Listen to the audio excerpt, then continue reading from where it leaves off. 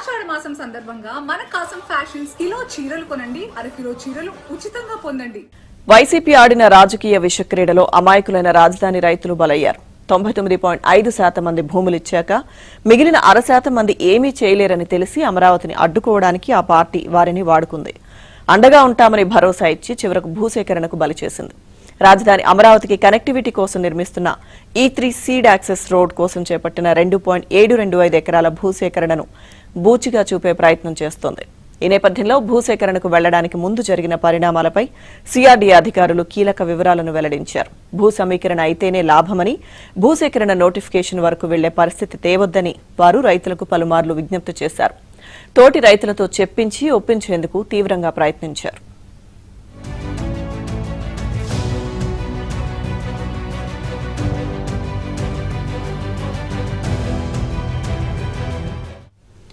Notification ఇచ్చిన తర్వాత కూడా భూ సమీకరణకు అవకాశం ఉందని ఎన్నో విధాలుగా నచ్చచెప్పారు. ఈ క్రమంలో కొందరు సమీకరణకు అంగీకరించారు.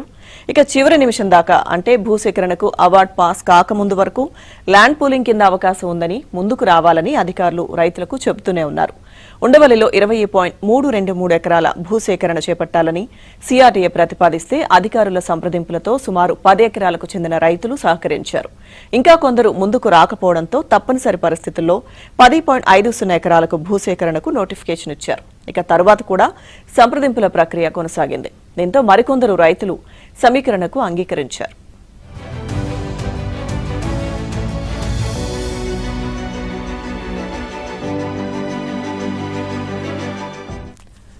ఈ క్రమంలో కొందరు రైతులు వైసీపీ అధినేత జగన్ను కలిశారు. ఆయన నైజం తెలుసుకుని 1.12 ఎకరాలను సమీకరణకిచ్చేందుకు నేలపాడు రైతు ముందుకొచ్చారు. ఇక మిగిలిన 2.725 ఎకరాలకు సంబంధించి తప్పని పరిస్థితుల్లో భూసేకరణ ప్రక్రియను ముందుకు తీసుకువెళ్లాల్సి వచ్చింది. దీనికి సంబంధించి 11 మంది రైతులకు 7.14 కోట్ల పరిహారాన్ని మంజూరు చేశారు. చెక్కులిచ్చేందుకు అధికారులు వెళ్తే రైతులు నిరాకరించారు. ఇక ఆ చెక్కులను ట్రైబ్యునల్లో అందజేసే ప్రక్రియ కొనసాగుతోంది.